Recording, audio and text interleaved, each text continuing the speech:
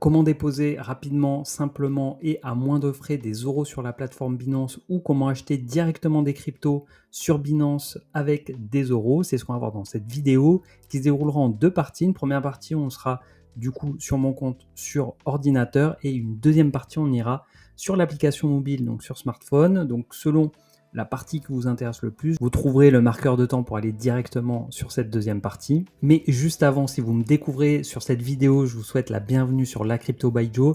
Je m'appelle Jonathan, j'investis dans les cryptos depuis 2017 et depuis bientôt 1 an et demi maintenant, je partage mon parcours, mon expérience au travers de cette chaîne YouTube. Je vous invite donc à aller faire un petit tour pour voir les différents types de vidéos que je peux vous proposer et si vous pensez que ça peut vous être utile, eh bien je vous invite à vous abonner et à activer la cloche pour ne pas louper la sortie des prochaines vidéos. Si vous débutez dans l'investissement crypto, j'ai mis à votre disposition un guide gratuit pour vous présenter toutes les bases nécessaires pour pouvoir débuter sereinement dans l'investissement crypto.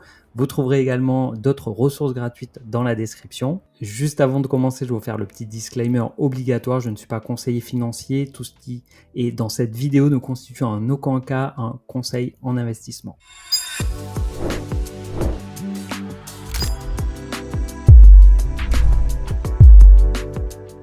Alors on se retrouve sur mon compte Binance, donc ici vous voyez dépôt, on clique dessus, donc deux possibilités. Ici acheter des euros, déposer des euros. Ensuite également il y a la partie déposer des cryptos, mais aujourd'hui on va se concentrer sur acheter avec des euros ou déposer des euros. Donc si on commence par acheter avec des euros, on clique dessus, on est bien ici sur acheter, on est bien ici en euros. Au niveau du montant minimum, ça va dépendre du mode de paiement. Si on sélectionne Revolut, carte ou Google Pay, on sera à 10 euros, alors que si on sélectionne virement bancaire, on sera à 15 euros minimum. Donc admettons, je vais faire 20. Donc ici, il m'indique que je recevrai pour 20 euros 21,97 USDC. J'ai le choix d'acheter beaucoup de crypto. Sur Binance, il y a un choix de crypto qui est quand même assez conséquent. Pour faire simple, on va acheter des USDC. Ce que je voudrais vous montrer là-dedans aussi, ce sont les frais. Des frais qui vont varier selon le mode de paiement. Et également, j'aimerais porter un petit point d'attention et de vigilance quand vous achetez directement des cryptos sur un site, c'est sur la conversion. Puisque souvent il y a un spread caché, donc des frais cachés qui sont inclus du coup dans le prix. Là, vous voyez un USDC égale 0,90 euros. Si je me positionne ici sur le cours USDC euro, là je suis sur Coinbase, on voit qu'on est à 0,8931, ce qui signifie que contre un USDC, on reçoit 0,8930 ou dans notre cas où on achète en euros, pour 0,89 euros, on va recevoir un USDC. Et donc là, on voit qu'on a un cours qui est un petit peu moins favorable puisqu'il nous faut un petit peu plus d'euros pour pouvoir obtenir un USDC. Et également, si je vais sur la paire euro-USDC sur Binance, donc si je vends 20 euros sur Binance, au cours actuel, on est en temps réel là, on aurait en échange 22,39 USDC, alors que ici, on va en avoir moins que ça. Pour 20 euros, on en aurait 22,10. Donc ça nous fait un petit écart de 1,3% quand même, et va s'ajouter à ça des frais, donc là en l'occurrence 0,12 euros. Donc Binance va retenir encore 0,13 USDC, ce qui fait que pour 20 euros, au final on aura 21,97 USDC contre 22,39 si on avait fait l'échange dans la partie spot de Binance. Donc ça c'était juste un petit point de vigilance parce que si vous êtes amené à le faire régulièrement ou avec des sommes plus importantes, et bien ces petits frais un petit peu cachés, mis bout à bout, in fine, ça peut faire quand même des montants conséquents.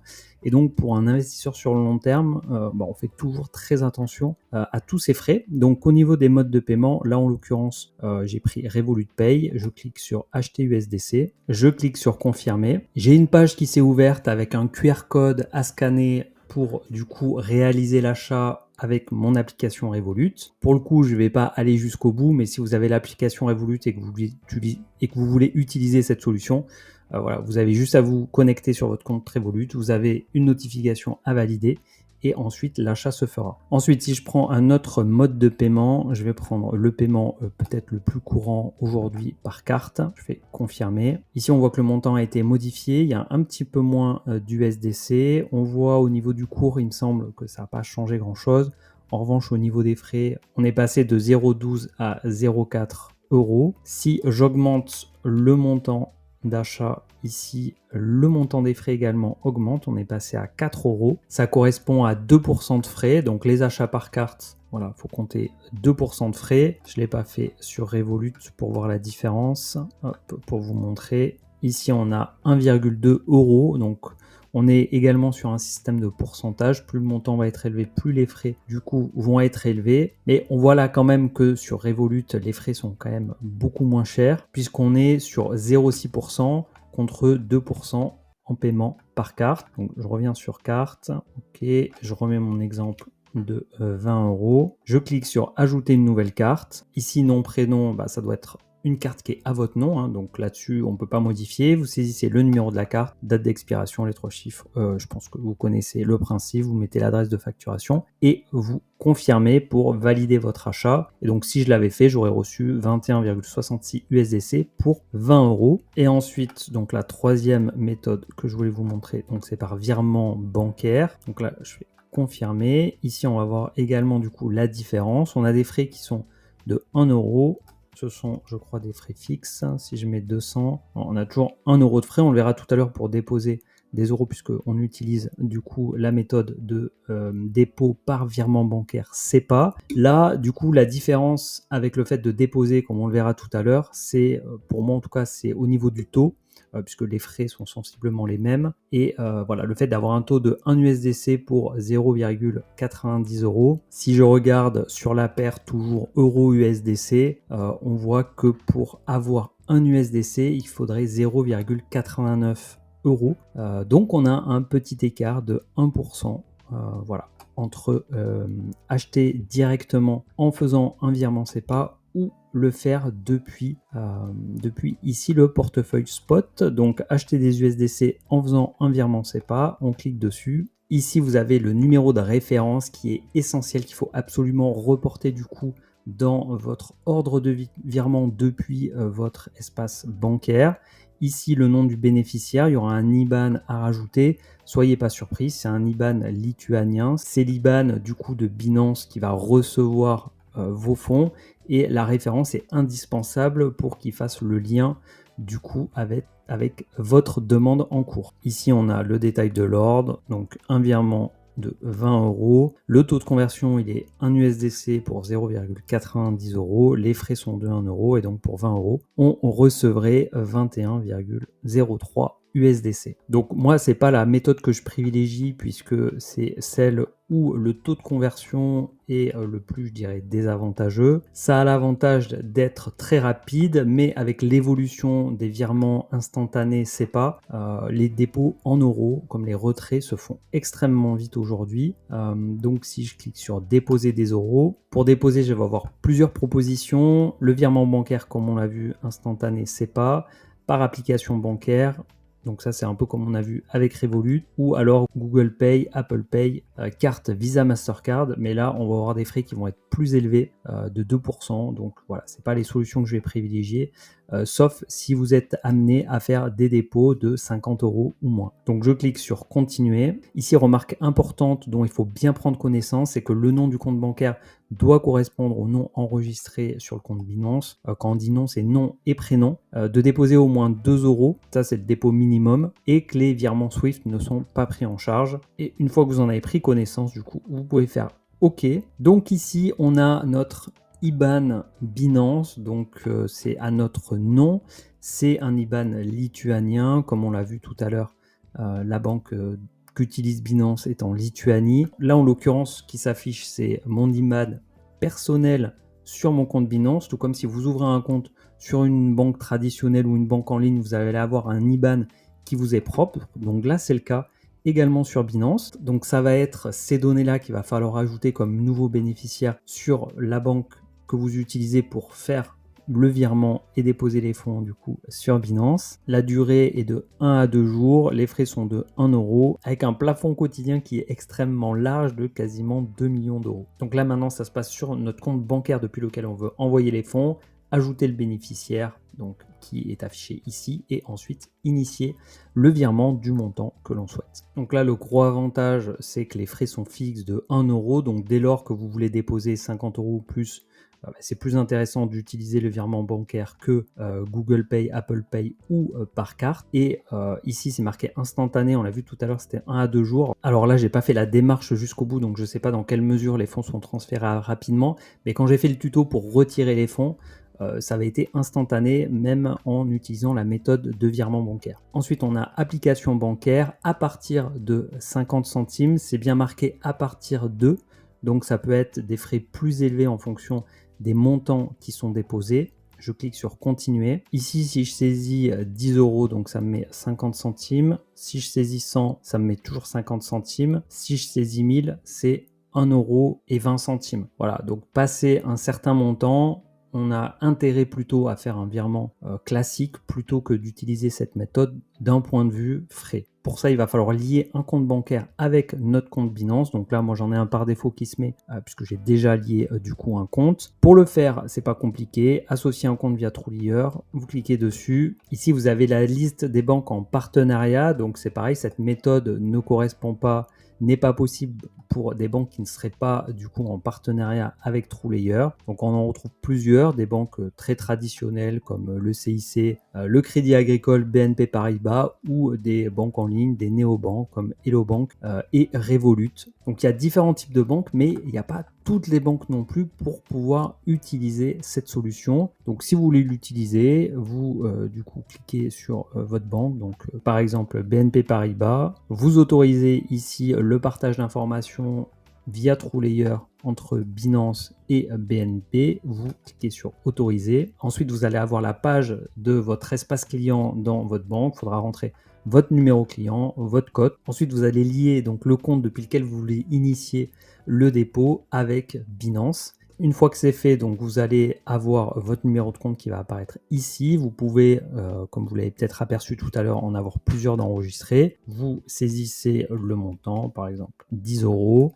Vous cliquez sur continuer. Donc là, il y a un récapitulatif du paiement. Passez à la banque. Ici, c'est Revolut, donc c'est par application mobile. Donc je scanne le QR code, je valide la notification.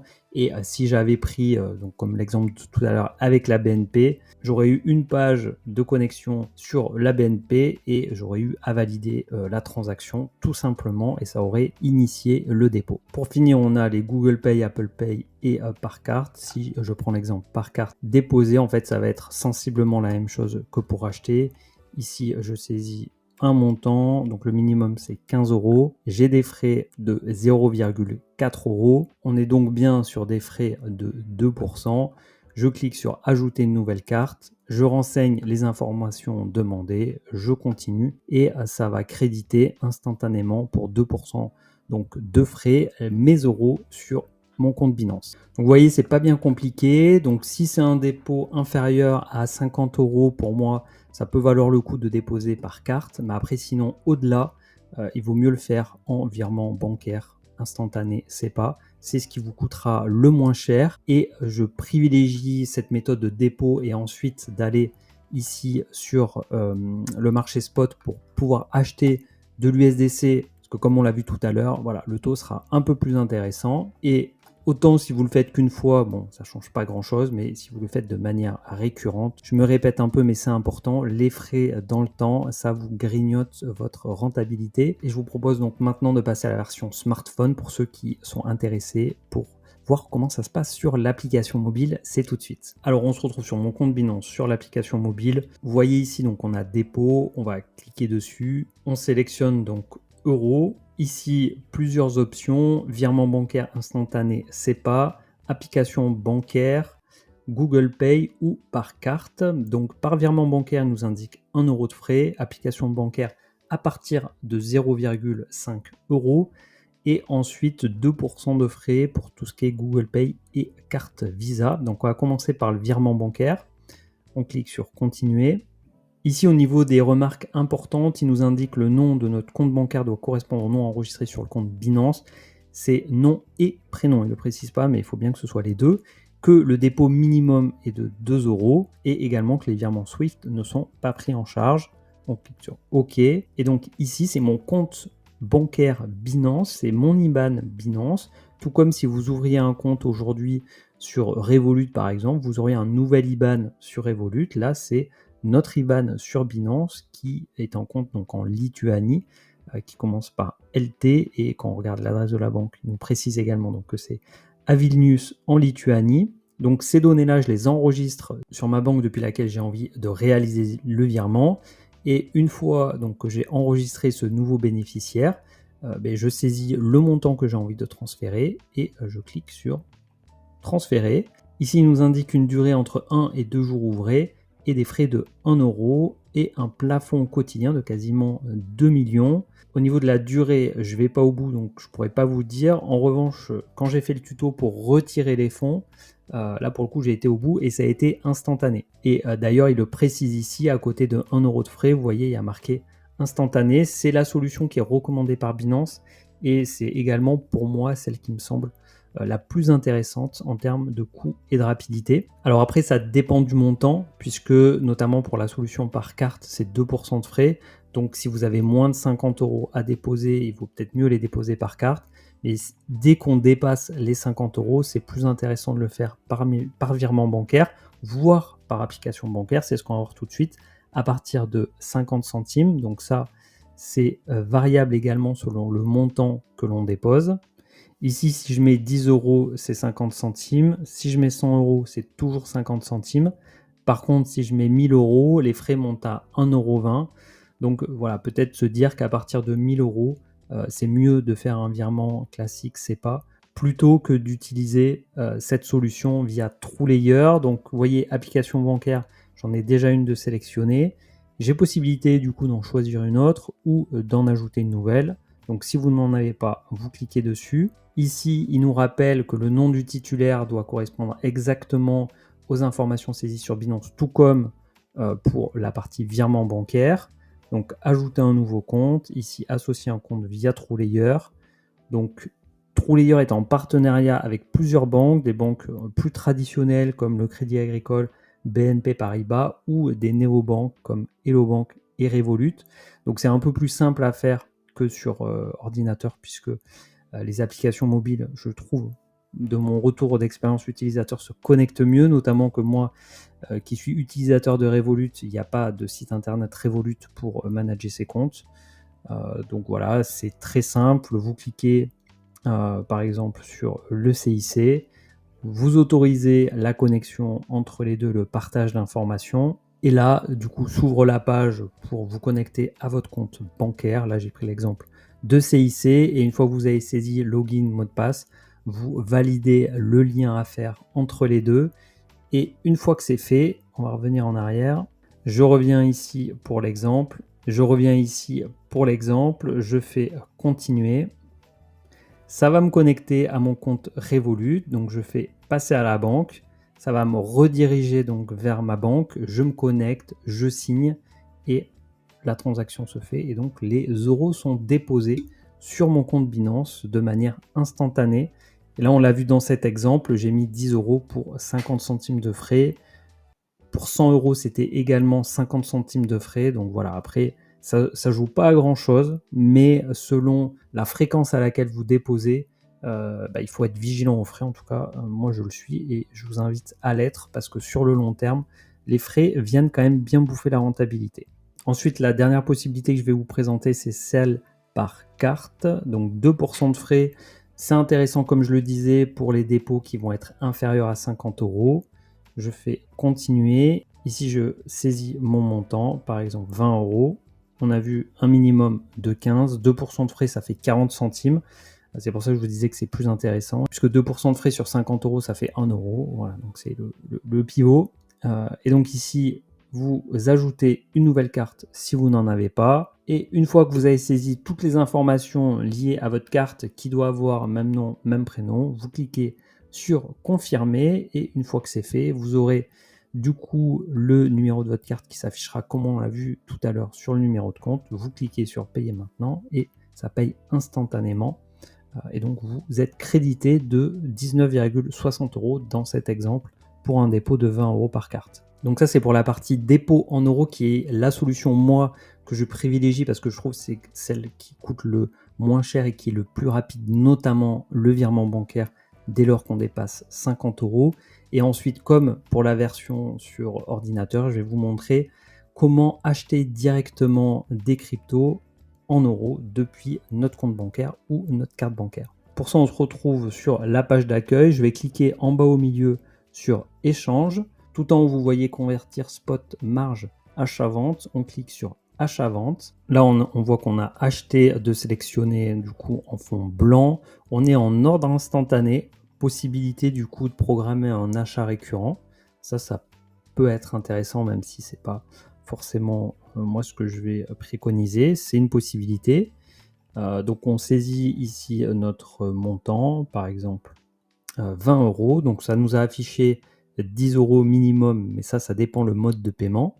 Dessous, on a la crypto à acheter. Là, en l'occurrence, c'est de l'USDC. Et si on clique dessus, voilà, on a le choix sur Binance. Il y a beaucoup de crypto. Moi, je reste sur l'USDC pour l'exemple. Et ensuite, payer. Donc là, il y a plusieurs modes de paiement possibles. Donc on a Revolut Pay qui est recommandé. Ensuite, on a les autres qui sont Google Pay, Visa ou virement bancaire. On voit ici le nombre d'USDC qu'on recevrait en fonction de la méthode choisie. Et on voit effectivement que Revolut Pay est celle qui nous permettrait de récupérer le plus d'USDC, d'acheter le plus d'USDC, et que celle qui est la moins intéressante, c'est le virement bancaire SEPA, tout simplement parce qu'on est sur un montant inférieur à 50 euros.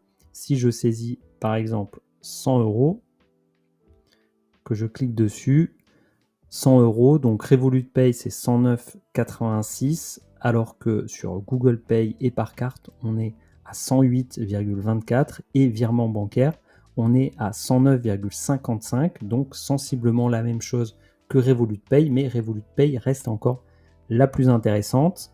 Et si je saisis 1000 euros, à ce moment-là, c'est le virement bancaire qui est le plus intéressant, puisqu'avec 1000 euros, je peux acheter 1105 USDC contre 1098 avec Revolut Pay et 1082 avec Google Pay ou par carte Visa Mastercard. Donc vous voyez que selon le montant que vous déposez, la solution à utiliser diffère si vous voulez obtenir le maximum de crypto en échange. Pour aller plus loin, c'est exactement le même principe que pour le dépôt. Quand vous cliquez sur virement bancaire, ça vous donne du coup l'IBAN sur lequel faire le virement. Quand vous cliquez sur carte, ça vous demande de saisir votre carte.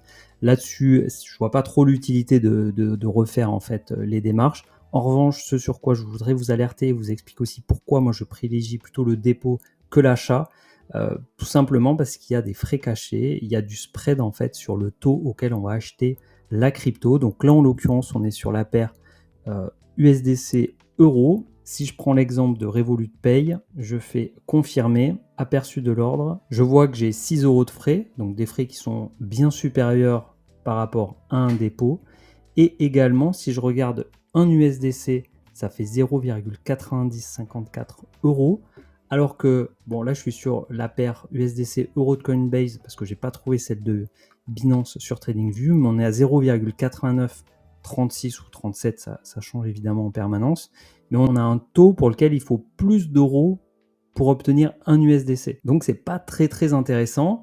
Et si on veut comparer à Binance, donc ici pour un USDC on est à 0,905 euros. Si je vais sur la paire en spot euro USDC, on a un taux qui est de 0,89 euros pour un USDC. Ce qui fait qu'on a une différence d'environ 1%, donc un petit frais caché, un petit spread de 1% entre le marché spot de Binance et ici, donc la possibilité d'acheter directement de la crypto. Donc c'est peut-être plus rapide, plus simple, mais ça a un coût. Donc après, à vous de voir ce qui vous convient le mieux. On arrive donc à la fin de cette vidéo, j'espère que vous avez tous les éléments pour faire les meilleurs choix possibles pour pouvoir commencer à acheter et investir sur des cryptos via la plateforme Binance. Je vous remercie pour votre attention, je vous invite encore une fois à vous abonner si ce n'est pas déjà fait, à activer la cloche pour ne pas louper la sortie des prochaines vidéos. Si ça vous a été utile également, un petit like. Si vous avez des remarques, des suggestions, des propositions de vidéos ou des questions, l'espace commentaire est fait pour ça. Je vous dis à très vite pour une prochaine vidéo et d'ici là, portez-vous bien. Ciao.